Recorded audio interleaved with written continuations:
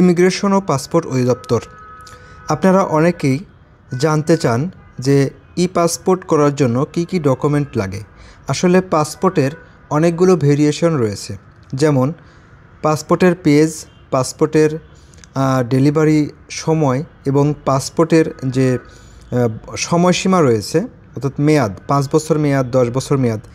এর প্রেক্ষিতে এছাড়াও রয়েছে আপনার কারোর বয়স 18 বছরের নিচে এনআইডি কার্ড নেই, কারোর জন্মসনদ দিয়ে করতে হয়। এই জন্য বিভিন্ন ধরনের এখানে ডকুমেন্টের একটি বিষয় রয়েছে এবং টাকার একটি ফির একটি বিষয় রয়েছে, যেটা পার্থক্য রয়েছে। অনেকগুলো পাসপোর্টের সাথে এটার পার্থক্য রয়েছে, তাই আমরা এই পার্থক্যগুলো জানবো এবং আজকে জানাবো যে ইলেকট্রিক পাসপোর্ট, যেটা পাসপোর্ট এবং এমআরপি পাসপোর্ট, এই দুটো পাসপোর্টের জন্য আবেদন করতে আসলে কি কি ডকুমেন্ট লাগবে, আপনার যে অবস্থান, আপনার যে বয়স, বা বাচ্চাদের বা যার এনআইডি কার্ড আছে বা এনআইডি কার্ড না থাকলে কি ডকুমেন্ট লাগবে, সব কিছু জানতে পারবেন আজকের এই ভিডিওতে।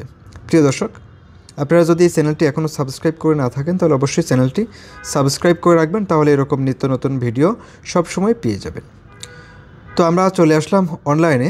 তো অনলাইনে এখানে দেখতে পাচ্ছেন যে ইমিগ্রেশন ও পাসপোর্ট অধিদপ্তরের ওয়েবসাইট। এখানে যে পাসপোর্টের যে পাসপোর্ট রয়েছে, পাসপোর্ট অফলাইন পিডিএফ অথবা অনলাইনের মাধ্যমে আবেদন গ্রহণ করা হয়।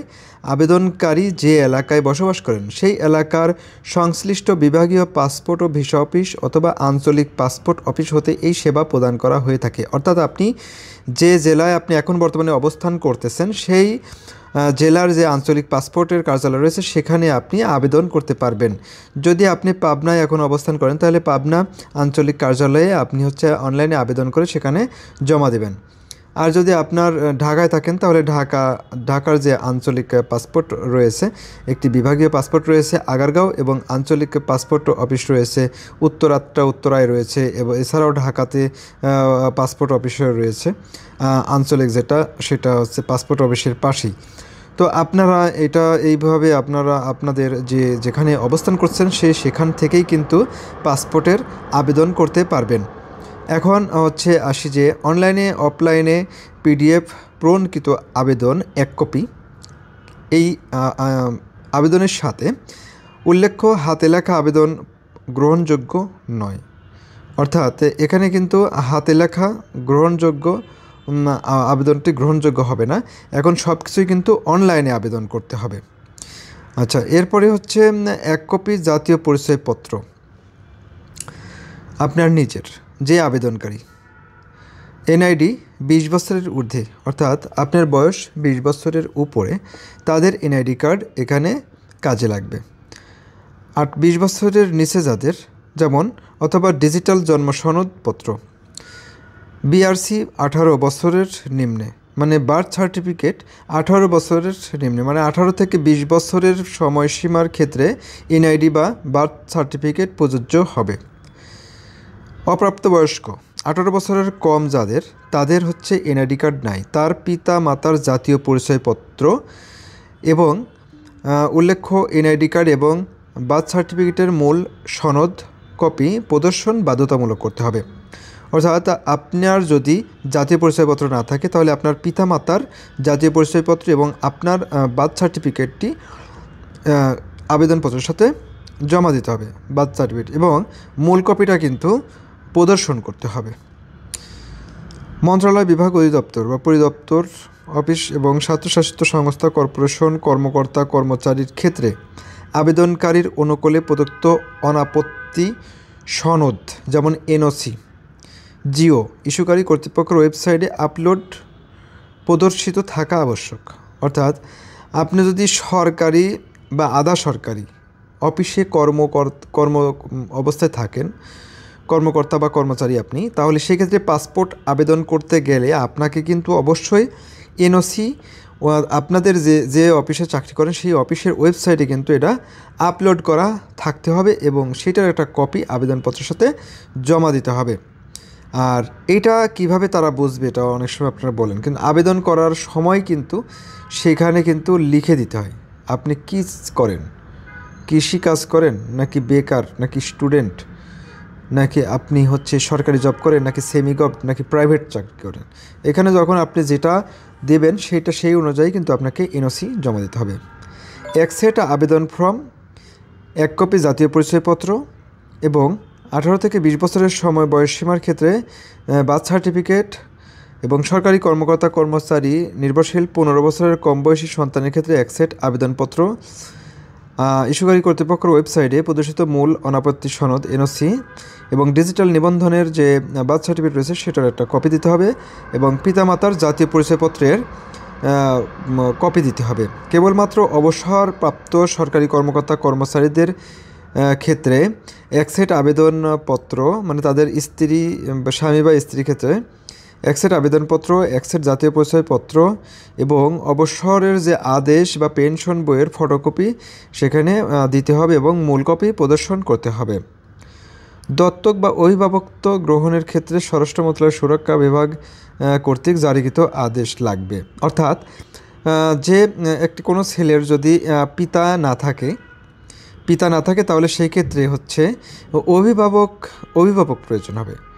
শিশু সন্তানদের জন্য আবেদন করলে আবেদনের ক্ষেত্রে 3R সাইজের ল্যাব প্রিন্ট রঙিন ছবি, তথ্য পরিবর্তনের ক্ষেত্রে সুরক্ষা সেবা বিভাগ কর্তৃক জারিকৃত পরিপত্র এবং ইমিগ্রেশন ও পাসপোর্ট দপ্তরের কর্তৃক অফিস আদেশ তারিখ 12 ফেব্রুয়ারি 2023-এর নির্দেশনা মোতাবেক প্রযোজ্য ডকুমেন্ট দাখিল করতে হবে। এবার আসি হচ্ছে machine readable passport, MRP passport যারা করবেন তারা হচ্ছে নির্ধারিত ফর্মে অথবা অনলাইনের মাধ্যমে আবেদন গ্রহণ করা হবে এবং আবেদনকারী যে এলাকায় বসবাস করেন সেই এলাকার পাসপোর্ট অফিসে কিন্তু এটা জমা দিতে হবে। আবেদনকারীর হচ্ছে অনলাইনে প্রণকৃত অবশ্যই আবেদন সদ্য তোলা পাসপোর্ট সাইজের ল্যাব প্রিন্ট রঙিন ছবি লাগবে। সংযোজন প্রমাণ সত্যায়িত 2 কপি সেট পাসপোর্ট আবেদন ফর্ম।